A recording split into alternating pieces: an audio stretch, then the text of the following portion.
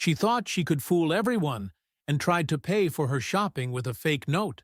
When the employee noticed and refused payment, she freaked out and started shouting that she was being humiliated. She made a fuss, demanded to speak to the manager, and even threatened to sue the store.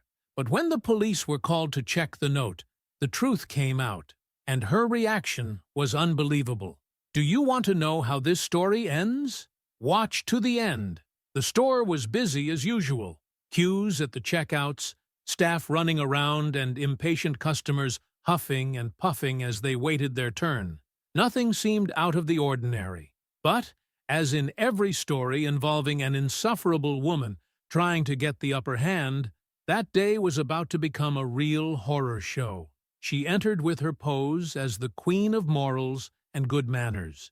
She walked through the aisles as if she owned the place, looking at the products with an air of superiority, analyzing each label as if she were deciding whether the store deserved her presence. She picked up a few items, nothing too cheap, and threw them in her trolley without bothering to look at the price. Because for her, price wasn't an issue. After all, the money in her wallet wasn't exactly real. But at that moment, nobody knew that yet. She went straight to the cashier, without bothering to look discreet. She chose the youngest member of staff, perhaps thinking it would be easier to fool her. An old and well-worn trick, typical of those who had been trying to pull off scams for some time.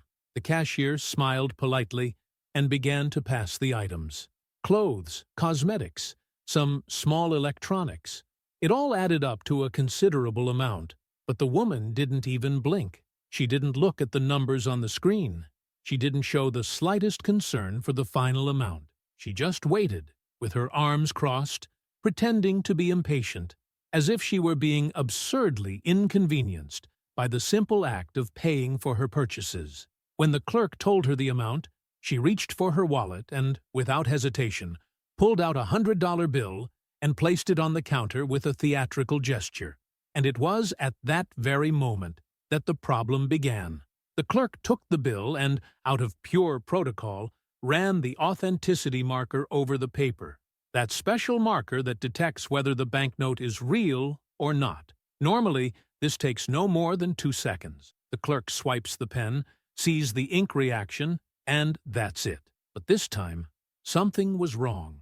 The mark on the banknote had darkened in a strange way. The clerk frowned. She swiped again. The same result. The air around her seemed to change. Other employees began to pay attention, because if there was one thing everyone knew, it was that a banknote darkening like that was not a good thing. The cashier tried not to look nervous. She took the note between her fingers and discreetly ran the tip over her skin, feeling the texture. It wasn't exactly like ordinary banknotes. It felt wrong. She looked at the woman, who was waiting impatiently, without showing the slightest concern. "Ma'am, one moment, please." The woman frowned, crossing her arms. "Is there a problem?" The employee hesitated, trying to decide what to do. But before she could answer, the supervisor, who had already realized what was happening, quickly approached and took the note from her hand. He wasted no time. He held the bill up to the light, analyzed the details, ran his finger over the watermark, and then, with an expression full of certainty, gave his verdict. "That note is a fake." The world seemed to freeze for an instant.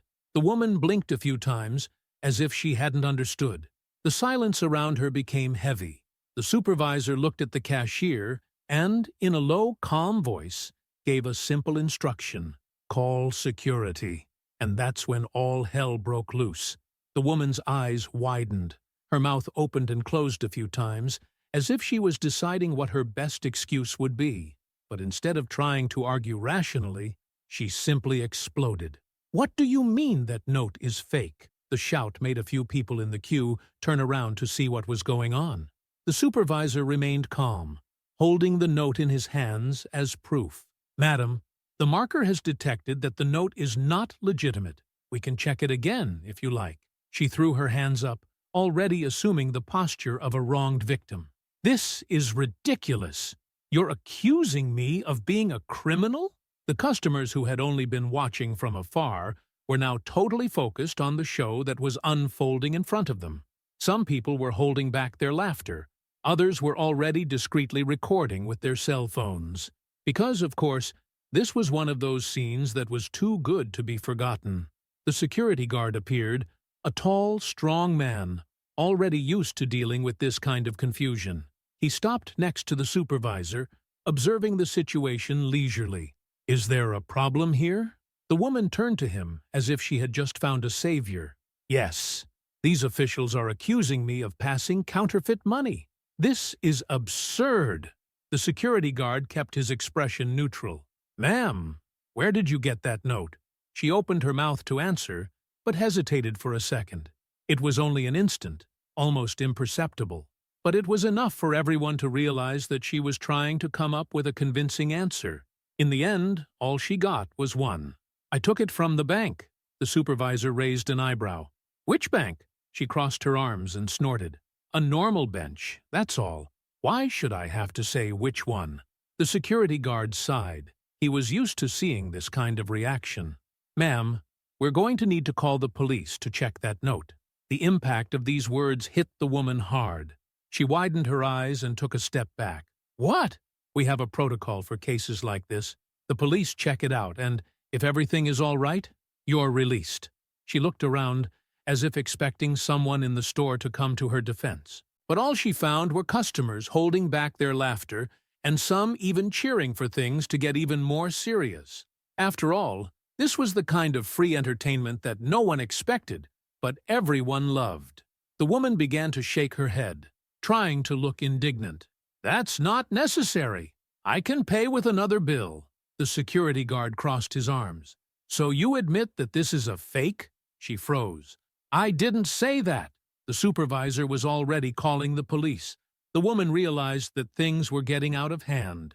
She had two options: accept that she'd been caught and wait for the consequences, or try to run away. And guess which one she chose. Before anyone could react, she spun on her heels and ran out of the store. Yes! She simply turned her back and shot off like she was trying to escape a mugging. The problem? There was a security guard waiting at the door, and it was there, at that very moment, that she realized she had nowhere else to go. The whole store watched in shock and amusement as the woman ran out of the door as if she were a sprinter. But the problem, for her, of course, was that this wasn't a competition she had the slightest chance of winning. Firstly, because the security guard was expecting exactly that kind of reaction. Secondly, because the store was full of obstacles that turned her escape into a scene worthy of a cartoon. She tried to dodge the customers, but bumped into a shopping trolley full of products. The impact was strong enough to knock a few boxes of cereal to the floor. She kept running, pushing anything in her way. Trolleys, promotional signs, even a pile of empty baskets, as if the chaos would help her escape. But the truth was that she was only drawing more attention to the disaster she had just created. The security guard didn't even have to run. He just followed her path with an experienced gaze, waiting for the inevitable. She approached the exit, her eyes wide, already tasting freedom. And that's when she saw that the door was blocked. The other security guard, a tall man with his arms crossed, didn't need to say anything. He just stood there, like a human wall between her and her escape. The woman stopped suddenly, her shoes slipping on the polished floor, and remained unresponsive for a few seconds. It was a glorious moment. Her whole plan collapsed right there. She looked at the security guard, then looked back, and saw the first security guard walking calmly towards her. She was surrounded. She had nowhere to go. And that's when she did something even more ridiculous. "You can't arrest me!" She raised her hands as if she was being wronged and started shouting, "This is kidnapping! You have no right!" The customers watching the scene held back their laughter. The security guard at the door just sighed. "Ma'am, no one is arresting you, but the police have already been called and will be here any minute." The sentence hit the woman like a punch. She looked around nervously, trying to find some support. "You see this? This is abuse." But no one responded. In fact, The only reaction she got was from a teenager holding up his cell phone and whispering to his friend, "This is going to go viral." The woman clenched her fists. She knew she was screwed, but she still didn't want to accept it. She took a deep breath, trying to regain some of her poise. "All right, then I'll just leave." She took a step forward, but the security guard didn't move. "You can't leave until the police arrive," she huffed, crossing her arms. "This is ridiculous. I said I can pay with another bill." The first security guard, who was now standing next to her, remained calm. And yet, the lady tried to run away. She opened her mouth to reply, but couldn't find a good enough excuse. What could I say? That running out was an involuntary reflex? Time seemed to have stopped. The customers, the staff, the security guards, everyone was waiting to see what her next move would be. But this time, she had no more cards to play. That's when the sirens echoed outside, and for the first time since it started, she showed real fear. The car stopped in front of the store. 2 policemen got out, walking with the calm of someone who knew they had a big problem to solve. The security guard at the entrance made a polite gesture. "This way, gentlemen." The woman swallowed. When the policeman approached, she automatically went into wronged victim mode. "Officers! I'm glad you're here. I'm being humiliated here for no reason." The older policeman looked at the security guard. "What happened?" The man handed over the counterfeit note he was still holding. "You tried to pay with this." The policeman took the note and looked at it against the light, his expression impassive. The woman began to despair. "I didn't know it was fake." The policeman didn't even look at her. He just kept looking at the note. The second policeman picked up a radio and said something quickly, probably asking them to check if there were any other reports of similar scams in the area. The woman took advantage of the momentary silence to try her final trick. "I just shopped like anyone else. They accused me without proof. This is an injustice." The first policeman sighed and turned to the store supervisor. "Can we see the security cameras?" The woman froze. It was as if someone had pulled the floor out from under her feet. She knew that if they reviewed the recordings, they would see every detail. The moment she confidently handed over the note, the surprised look on her face when she was caught, the disastrous escape attempt, the confusion she caused in the middle of the store. The policeman noticed the panic on her face and exchanged a look like they already knew the outcome. The supervisor gestured for them to follow him. "Sure, come with me." The woman tried to laugh, but it came out nervously. "Is that really necessary?" The policeman didn't answer. He just gestured for her to follow. And even though she knew that meant the end of the theatrics, she had no choice. As they walked to the security room, she looked around once more. And it was then that she realized that her greatest humiliation hadn't been being caught with a counterfeit note, nor being barred at the door, nor the arrival of the police. The real disaster was knowing that, at that very moment, her face would be all over the internet. Because, among the customers, it was impossible not to notice that everyone was recording it. The scandal wasn't going to end there. In fact, it was only the beginning. And this time, there was no escape. The woman walked between the policeman and the security guard as if she were going to her own execution. Her gaze ran from side to side, desperately looking for a way out, a loophole, a way to escape what was to come. But there was no escape. Behind her, the customers continued to watch, some trying to disguise it, others holding back their laughter. It was a scene that no one expected to see when they went out shopping, but one that was sure to earn good comments in the neighborhood group. The store supervisor opened the door to the security room and motioned for the police to enter. The woman hesitated for a second, but was pushed forward slightly. It wasn't as if she had a choice. The room was small, with a counter where the camera monitors were located and an old sofa that looked like it had seen many similar situations. The security guard who worked there had already prepared the video, and as soon as the policeman had settled down, he pressed play. And that's when her last hope was dashed. The video showed everything. The moment she arrived at the checkout, acting with total confidence. The exact moment she handed over the counterfeit note, without even blinking. The look on the employee's face when she realized something was wrong, her posture changing the next second, her feigned indignation, her controlled outburst when she was confronted, and then the disastrous escape attempt, the stumbling, the pushing, the chaos in the middle of the store, every detail recorded in high definition. The silence in the room was absolute. The only sound was the recording running on the screen, destroying any excuse she might have had. The older policeman crossed his arms and let out a tired sigh. "So, ma'am, anything to say?" She opened her mouth, closed it, opened it again. Her expression was a mixture of despair and anger. "That doesn't prove anything." The supervisor raised an eyebrow. "How could it not? It's all on tape." She crossed her arms and huffed. "Maybe the note is fake, but I didn't know that." The second policeman, who had been silent until then, finally spoke up. "Can you tell us where you got the note from?" She hesitated. The simplest question in the world. Something that any innocent person would answer without thinking twice.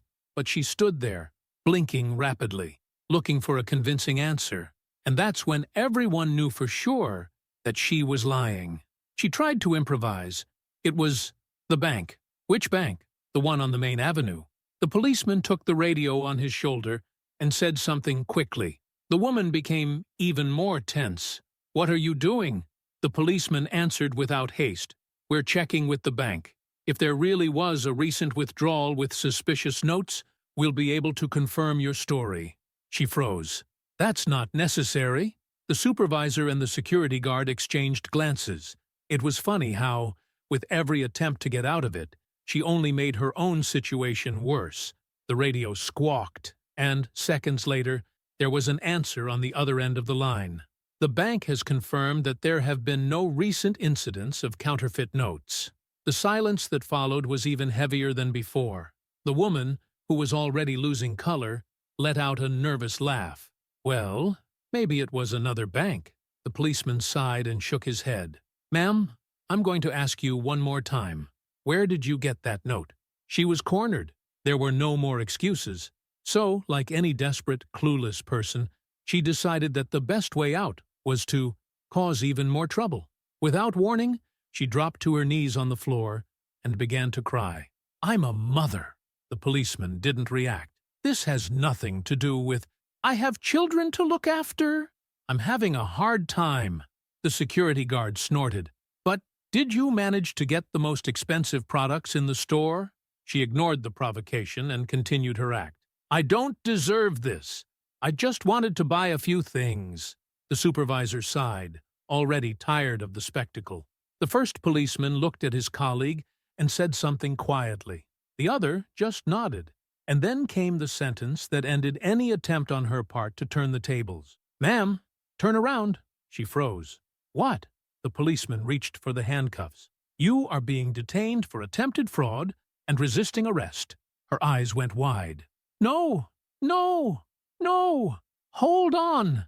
The officer ignored her protests and turned her firmly around, pulling her arms back. The metallic click of handcuffs echoed through the room. And at that moment, the woman finally realized that there was no turning back. Her mouth opened and closed a few times, as if trying to formulate an argument, but all that came out was a defeated mumble. "This is unfair." The security guard held the door open while the police escorted her out, and as soon as they were through the store door, her humiliation was complete. Because outside, there was a small group of people waiting, customers, employees, and a few teenagers holding cell phones, ready to turn that moment into a viral one. The silence lasted only a few seconds before someone burst out laughing. "Oh my God, how embarrassing!" Another teenager, holding the phone up to her face, teased, "Hey, lady, say bye-bye to TikTok." The woman tried to hide her face, but it was too late. The policeman put her in the back of the car. The door was slammed shut, and sitting there, staring at her own reflection in the car window, she finally understood that her little play had cost her dearly. And the worst thing of all? This video was going to be all over the internet for weeks. The woman sitting in the back of the car looked like a statue. Her face was red, her handcuffed hands were shaking a little, and her eyes were darting from side to side, as if still looking for a way out, but there was nowhere else to run. Outside, the group of people who had witnessed the whole scene were still there, watching with expressions that varied between shock and amusement. Some were still holding their cell phones, probably updating their social networks with the outcome of the biggest scandal of the day. The policeman in the front seat took a quick glance in the rearview mirror before picking up the radio. Car 1247, leaving the store. Woman arrested for attempted fraud and resisting arrest. The car began to move, and the woman finally let out a long, heavy sigh. The silence in the car was tense. She was defeated, but, as always, still trying to cling to any excuse to come off as a victim. "That was a mistake," she muttered, her voice low, almost a whisper. The policeman on the driver's side ignored her. The one in the passenger seat, however, replied without much patience. "A mistake?" The lady tried to flee the store with a counterfeit note. She bit her lip, clearly looking for some kind of justification.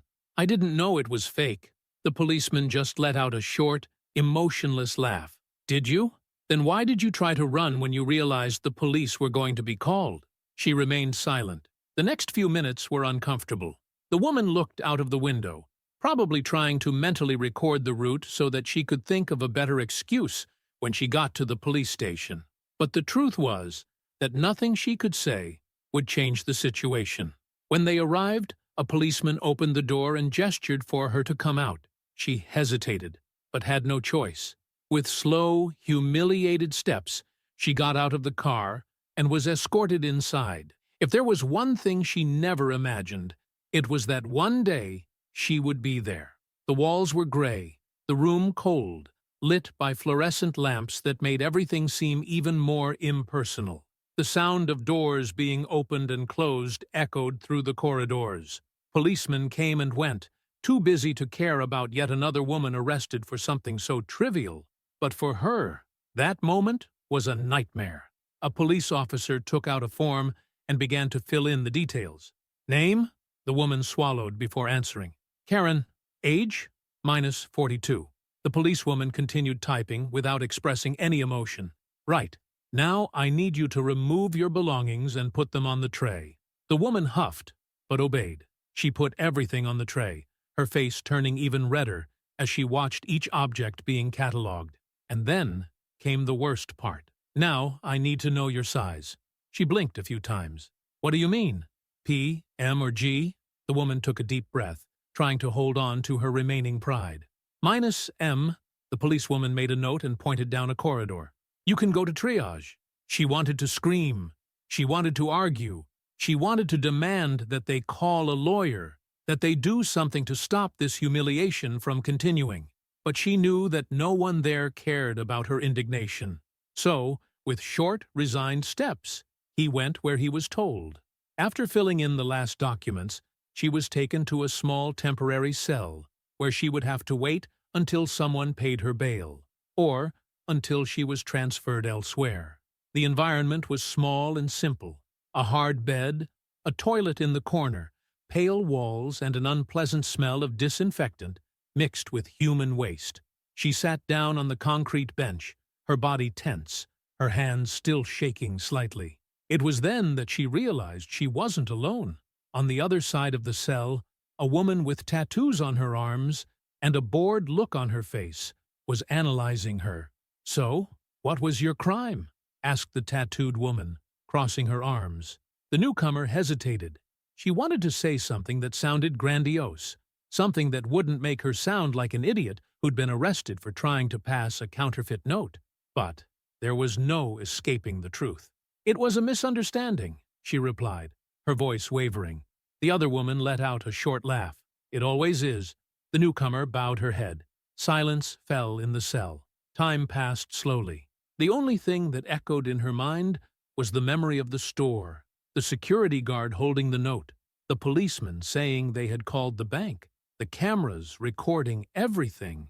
And then an even worse thought came to mind. She remembered the customers' cell phones, the teenagers holding their phones up to her face, the barely disguised smiles, the videos that were undoubtedly already circulating on the internet. Her face was probably already on memes, The humiliation wasn't going to end there.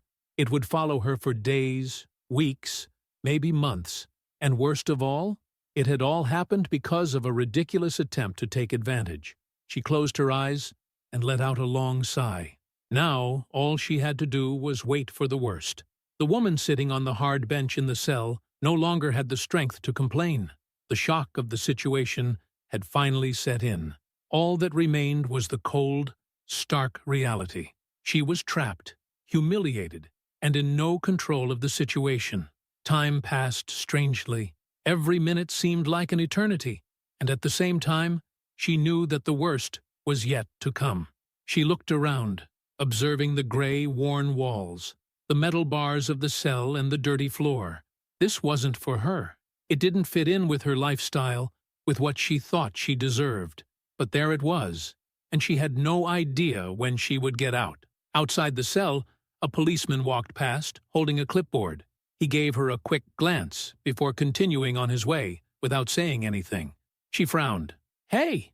The policeman stopped, looking back without much patience. "What's wrong?" She stood up, trying to regain some of her arrogant posture. "I'm entitled to a phone call, aren't I?" The policeman just shrugged. "Yes, but no one has come to pay your bail yet." She blinked a few times. "What do you mean?" The policeman consulted his clipboard. "We called the emergency number on your record, but the person said you should manage on your own." She felt a chill run down her spine. Who answered? The policeman quickly looked up the name. Some husband? She felt her throat go dry. Her own husband had left her to rot in the police station. She sat back down on the bench, her eyes wide. The policeman turned and walked away, without showing the slightest concern for the existential crisis that had just formed in her mind. Now, it was official. She was completely alone. Hours later, when the sun had already risen, a lawyer was called in to deal with the paperwork. But he wasn't hired by anyone in her family. It was a public defender, probably sent because the store wanted the case to go ahead. He entered the cell, looked at the clipboard he was holding, and sighed. Attempted fraud, resisting arrest, attempted escape. She crossed her arms, trying to defend herself. "I didn't try to escape." The lawyer raised an eyebrow. "It's on tape." She looked away. He sighed again. "The bail has been paid." She looked up, hopeful. Who paid it? He closed the clipboard and prepared to leave. "The system itself. You've been released because you have no criminal record, and the judge has decided that you can go free." She felt a weight come off her shoulders. "So I can go?" The lawyer gestured towards the corridor.